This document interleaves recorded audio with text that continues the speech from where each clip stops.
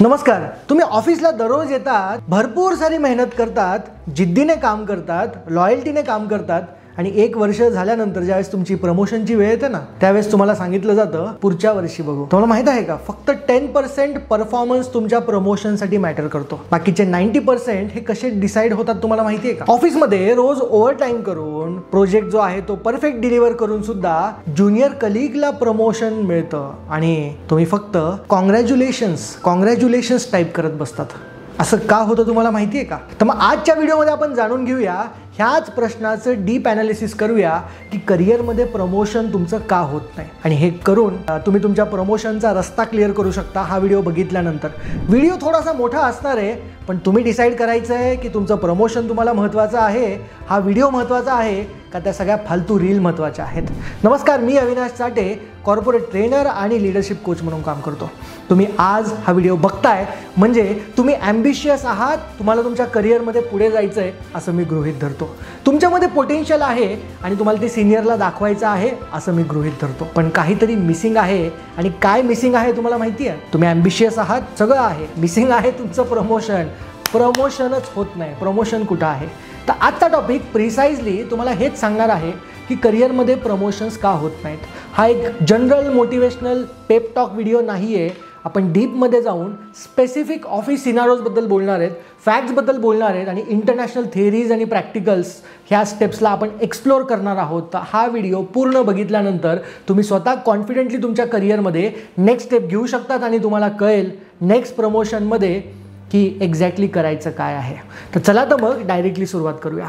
एक interesting fact तुम्हाला सांगतो. गॅलप त्यांचा एक सर्वे होता, तो सांगतो की 44% एम्प्लॉई असं फील करतात की त्यांचा बॉस त्यांच्या स्किल्स आणि कॉन्ट्रीब्युशनला मिसअंडरस्टँड करतो, त्याला समजूनच घेत, ज्यामुळे त्यांचं प्रमोशन जे आहे ते डिनाय पुढच्या वर्षी बघू असं होत जातं. ऑफिसमध्ये रोज काम करून सुद्धा तुमचा बॉस जर तुमच्या कामाला ॲक्युरेटली समजून घेत नसेल तर तुमचं प्रमोशन होणार कसं मला सांगा. एक इंटरनॅशनल सर्वेमध्ये असं समोर आलं आहे की जवळजवळ 97% एम्प्लॉईज प्रमोशनसाठी खूप एक्सायटेड असतात, खूप धडपड करत असतात, पण फक्त 9% लोकांचं ॲक्च्युअलमध्ये प्रमोशन होत असतं. यामध्ये म्हणजे ह्याचा अर्थ असा होतो की 91% एम्प्लॉई हे प्रमोशनच्या रेसमध्ये असतात पण त्यांना ते प्रमोशन मिळत नाही. असं काय आहे की जे फक्त काहीच लोकांना मिळतं, खूप कमी लोकांना मिळतं आणि मेजॉरिटी लोकांना मिळत नाही? करिअर एक्सपर्ट हावर कोलमन जे आहेत त्यांनी एक फेमस कन्सेप्ट दिला आहे PIE मॉडेलचा. परत एकदा सांगतो, PIE मॉडेलचा. त्यांच्या मते तुमच्या करिअर ग्रोथमध्ये 10% तुमच्या परफॉर्मन्सचा हिस्सा असतो, म्हणजे 10% फक्त तुमच्या परफॉर्मन्सचा रोल आहे. तुम्ही काय करतात? 100% परफॉर्मन्स, दिवस रात्र काम करत बसलात, अहो ते फक्त 10% आहे. हे तुम्हाला शॉकिंग वाटतंय ना? पूर्ण ऐका. बाकीचे जे 90% आहेत ते तुमचं इमेज आहे आणि एक्सपोजरवरती डिपेंड असतं की तुम्ही ऑफिसमध्ये तुमचं एक्सपोजर किती आहे. इमेज म्हणजे लोक तुमच्याबद्दल काय विचार करतात. परत एकदा सांगतो, इमेज म्हणजे 90% जे राहिले आणि एक्सपोजर म्हणजे डिसिजन मेकर्सला तुमच्या कामाबद्दलचं नॉलेज आहे का, इन्फॉर्मेशन आहे का. होऊ शकतं की तुम्ही इथे काम करत बसलात वर डिसिजन मेकरपर्यंत गोष्टच पोहोचत नाही. तर हे 2 फॅक्टर्स तुमच्या साईडला नसतील ना तर तुम्ही कितीही काम करा, गाढवासारखे काम करा, तुम्हाला प्रमोशन मुळात मिळणारच नाही. हे फक्त एक थेरी नाही आहे मी जे तुम्हाला सांगतोय.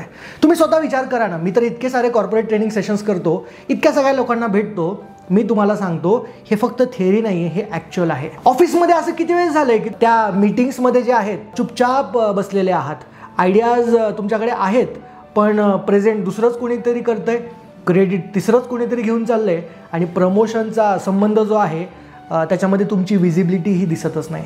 तुमची प्रोफेशनल इमेज आणि तुमचं बॉसचं जे परसेप्शन आहे ना त्याच्यामध्ये जमीन आसमानचा फरक आहे. म्हणजे तुम्हाला असं वाटतं की तुम्ही कोण आहात पण तुमच्या बॉसला तर भलतंच काहीतरी वाटतं. हाच तो गॅप आहे जो मॅक्झिमम लोकांना कळतच नाही की एक्झॅक्टली ह्या गॅपला कसं फिलअप करायचं आणि म्हणून फ्रस्ट्रेशन तयार होतं आणि प्रमोशनची वाट ही मात्र तुम्हाला देवासारखी बघत बसावी लागते. आता आपण ह्या सेक्शनमध्ये मी तुम्हाला काही एक्झाम्पल सांगतो जे तुम्हाला कनेक्ट होतील. बघा, एक सिनारो घेऊया आपण, तुमच्याच ऑफिसमधला एक सिनारो घेऊया. एक टिपिकल एम्प्लॉई आहे आणि त्याचं नाव आहे अर्जुन. म्हणजे मी हायपोथेटिकल नाव घेतोय अर्जुन. अर्जुन तुमच्या ऑफिसमध्ये असणारा एक नॉर्मलचा एम्प्लॉई आहे. म्हणजे हार्ड वर्किंग आहे, पंक्च्युअल आहे, डेडिकेटेड आहे, लॉयल आहे. बिचारा दररोज फार मेहनत करतो. अर्जुन रोज रात्री लेट नाईटपर्यंत काम करतो. विकेंडला सुद्धा लॅपटॉप घेऊन खटखुट करत बसलेला असतो. मॅनेजर्स त्याला सांगतात की अर्जुन, तुमचे काम जबरदस्त आहे, खूप महत्त्वाचे. अर्जुन, तुम्ही ह्या कंपनीचे खूप मोठे ॲसेट आहात. पण जेव्हा प्रमोशनची अनाऊन्समेंट होते ना, तेव्हा मोठं सरप्राईज. अर्जुनचा जो ज्युनियर आहे, त्या ज्युनियरला बेअरली आत्ता 1 वर्ष झालं नाही येऊन, त्याला प्रमोशन दिलं जातं. आणि अर्जुन बिचारा मेहनत करतोय, पण ग्रुपवरती जाऊन फक्त कॉंग्रॅच्युलेशन मेसेज टाकून आपलं पांघरून घेऊन झोपून जातो. अर्जुन नॅचरली फ्रस्ट्रेट होतो आणि मॅनेजरकडे जातो. मॅनेजरला सांगतो की तुम्ही हे बरोबर नाही केलं सर, किंवा मला एक्सपेक्ट आहे अजून प्रमोशनची. मॅनेजर सांगतो, अर्जुन, तुला आम्हाला लीड रोलमध्ये लवकरच बघायचं होतं, पण आम्हाला वाटलं की तू बॅकएंडमध्ये कम्फर्टेबल आहेस. तू मीटिंग्समध्ये रिप्लाय करत नाहीस, तू बोलत नाहीस, तुला जास्त फेम आवडत नाही, तू स्पॉटलाईटमध्ये राहत नाहीस. आणि असं आमचं एक काहीतरी एक जनरल इम्प्रेशन बनून गेलेलं होतं. आणि अर्जुन अचानकपणे शॉक होऊन जातो आणि त्याला असं वाटतं की अरे, माझं तर प्रमोशन मिस झालं, फक्त मी शांत राहिलो त्यामुळे माझं प्रमोशन मिस झालं. त्याला बिचारायला वाटायचं मेरा काम ही बोलेगा, मेरा काम ही बोलेगा. बोललं काय, दुसरंच काहीतरी बोलून गेलं. हे एक्झॅक्टली काय झालं बघा, अर्जुनने आपल्या कम्युनिकेशन गॅपमुळे आणि एक्सपोजर कमी असल्यामुळे आपल्या इमेजला डॅमेज करून टाकलं. अहो, मेहनती मुलगा आहे, पण एक्सपोजर नाही, इमेज नाही. आणि हाच तो कोलमन, ज्यांचं मी तुम्हाला सांगितलं PIE मॉडेल, हाच तो पॉईंट आहे. हो, PIE म्हणजे काय, आय इमेज आणि एक्सपोजर, P म्हणजे परफॉर्मन्स आहे. तर इथे एक्सपोजर आणि त्याचं जी इमेज आहे तिथे गडबड झाली. अर्जुन एक्सलंट वर्कर आहे, एक्सलंट परफॉर्मर आहे, पण विजिबिलिटी कमी असल्यामुळे त्याचं प्रमोशन मात्र झालेलं नाही. आता एक दुसरा सिनारो आपण बघू, एक दुसरा माणूस बघू, एक ताई बघू. मीना नावाच्या ताई आहेत. मीना तुमच्या ऑफिसमध्ये 7 वर्षापासून कामाला आहेत. सिनियर रोलमध्ये त्या एक्सपिरियन्स आहेत आणि मीना कॉन्फिडंट आहे की नेक्स्ट प्रमोशनमध्ये त्यांचं नाव पुढे येईल. पण तेव्हाच तिची जी ज्युनियर असते, फक्त 3 वर्ष झालेलं असतं, किंवा आपण असतो असं म्हणून मुलगा घेऊया राहुल, त्याचं प्रमोशन होऊन जातं. मीना खूप अपसेट होती, ॲंग्री होते आणि तिच्या चेहऱ्यावरती ते सगळं दिसून येतं. मीना मॅनेजमेंटकडे जाते आणि मॅनेजमेंटला सांगते, राहुल कंपनीचं इनोव्हेटिव्ह प्रोजेक्ट्समध्ये लीड घेत होता, तो फ्रिक्वेंटली क्रॉस टीम प्रोजेक्ट्समध्ये ॲक्टिव्हली इन्व्हॉल्व असतो, म्हणून आम्ही राहुलला पुढे केलेलं आहे. सिनियर मॅनेजमेंटने त्याला प्रिफर करायला लावलं आहे. पण आपल्या टीमपुरता तो फक्त मर्यादित राहिल्यामुळे, म्हणजे मीना आपल्या टीम आपल्या डोमेनमध्ये मर्यादित राहिल्यामुळे, तिला आउटसाईड डिपार्टमेंटमध्ये जास्त कोणी ओळखत नसल्यामुळे बिचारी मीना मागे राहून गेली. मीना रिअलाईज करते की फक्त टेन्युअरमुळे तुमचं प्रमोशन होत नाही. 7-7 वर्ष झाले म्हणून प्रमोशन नसतं होत. तुम्ही किती व्हॅल्युएबल त्या ॲक्च्युअल कंपनीमध्ये, म्हणजे परत PIEचाच विषय आहे. त्यासाठी रिक्वायर्ड स्किल जे आहे, टीमची विजिबिलिटी जी आहे, सिनियर लिडरशिपच्या समोर तुमची इमेज कशी आहे हे फार इम्पॉर्टंट आहे. अजून एक तुम्हाला केस सांगतो रवीची. रवी फार ब्रिलियंट आहे, त्याच्या ideas out of the box आहेत, पण एक प्रॉब्लेम आहे. मीटिंगमध्ये जेव्हा तो बोलायला प्रयत्न करतो किंवा बोलायला जातो, तेव्हा एक मोठ्या आवाजाचा माणूस आहे, जोरात बोलतो रवीपेक्षा. तो मध्ये बोलून जातो आणि रवी मात्र गुपचूप बसून जातो.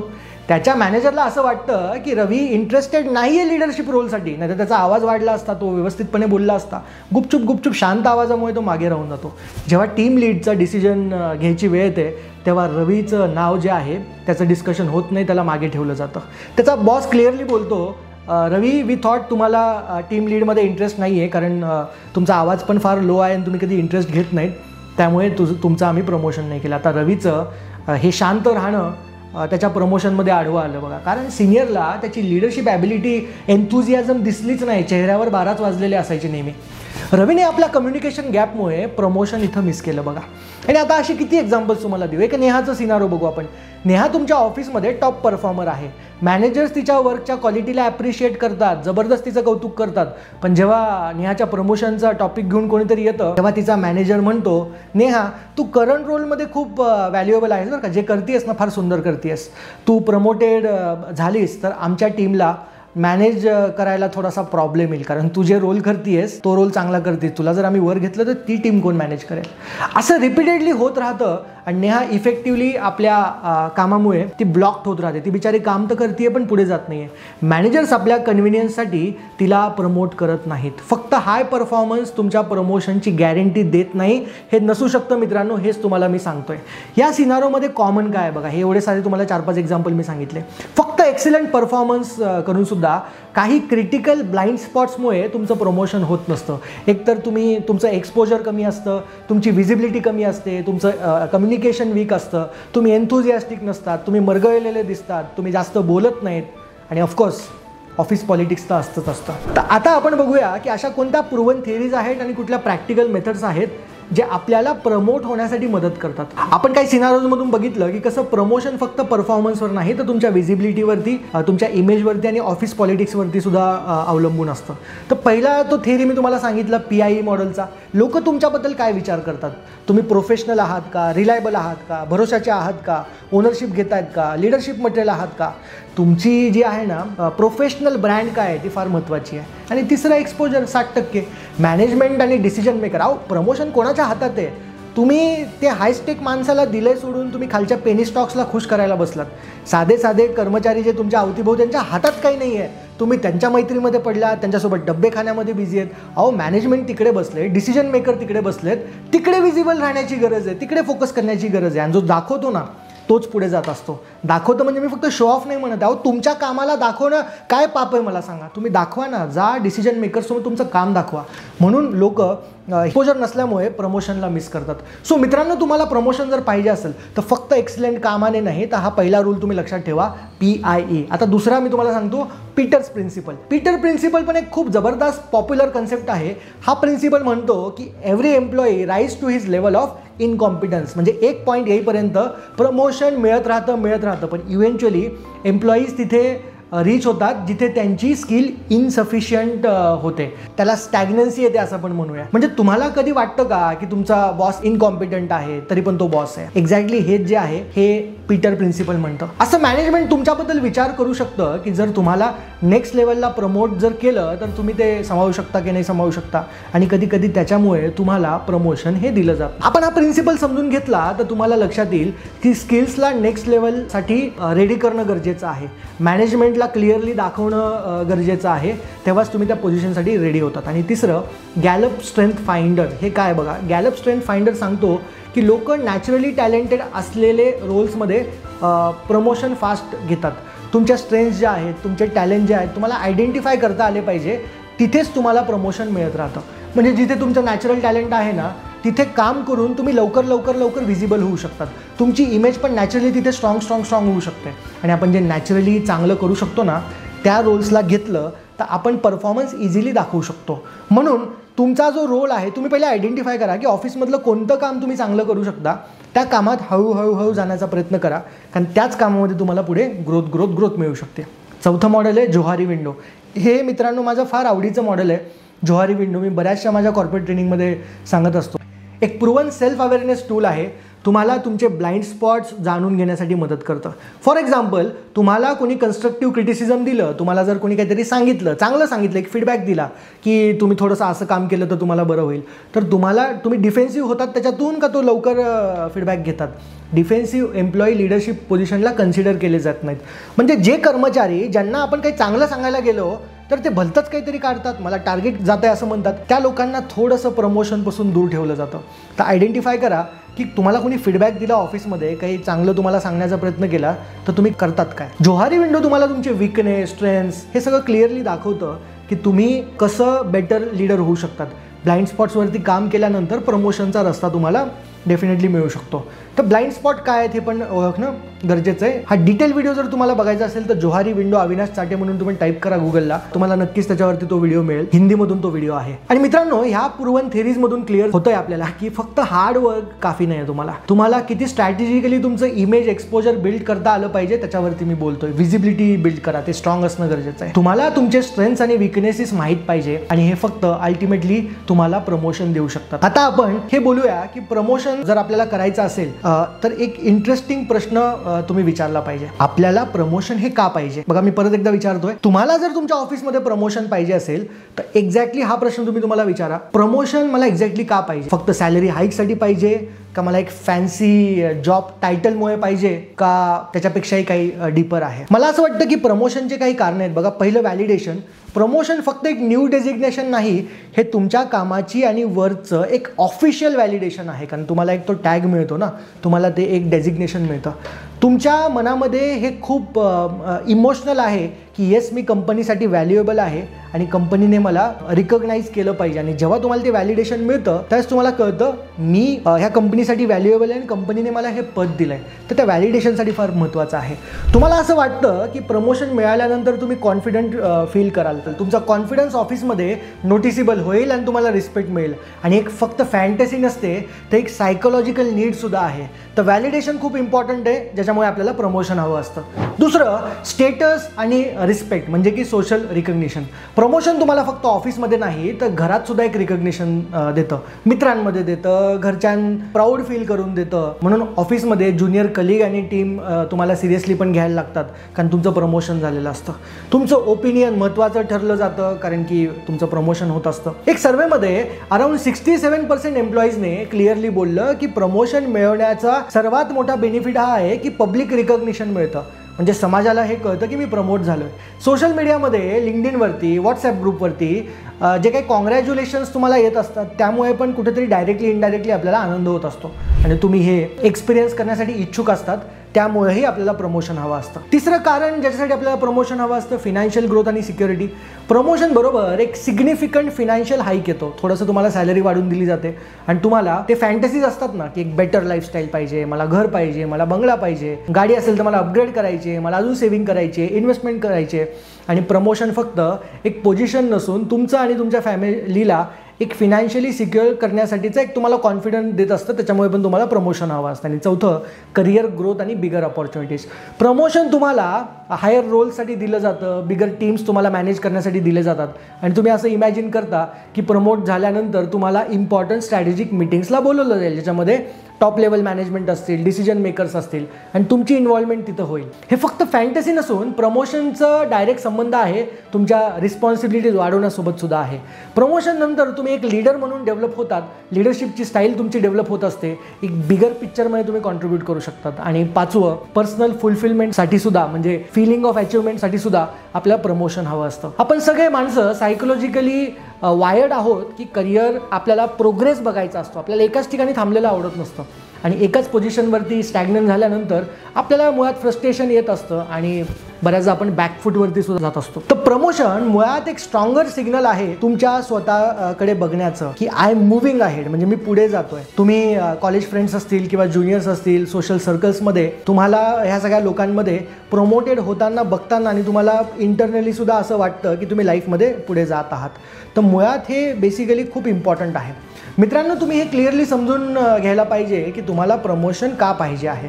मी तुम्हाला काही कारणं दिलेत, ते तुम्ही नोट डाऊन करू शकतात आणि पहिले विचारा की मला प्रमोशन का पाहिजे आहे. तुमची डीपेस्ट डिझायर काय आहे, फॅन्टसी काय आहे जे तुम्हाला प्रमोशन मिळाल्यानंतर मिळणार आहे, जेणेकरून स्ट्रॅटेजी मेकिंगमध्ये तुम्हाला मदत होईल.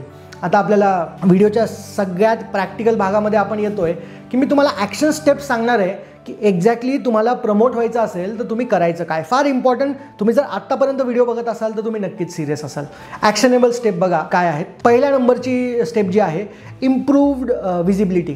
तुम्हाला एक्सपोजरवरती काम, तुम्हाला आठवतं ना PI मी तुम्हाला फॉर्म्युला सांगितला होता, त्याच्यामध्ये तुम्हाला तुमचं एक्सपोजर वाढवण्याची गरज आहे. तुम्हाला तुमच्या कामाचं जे लेखाजोखा आहे, वीकली तुम्हाला शॉर्ट समरी तुमच्या बॉसला ईमेल करायला तुम्ही सुरुवात करा. त्यांनी मागो न मागो त्यांना जस्ट टाकून द्या की या आठवड्यात आपण एवढं काम केलेलं आहे. तुम्ही काय करतात, तुम्ही वाट बघत बसतात की त्यांनी विचारल्यानंतर मी पाठवतो वगैरे.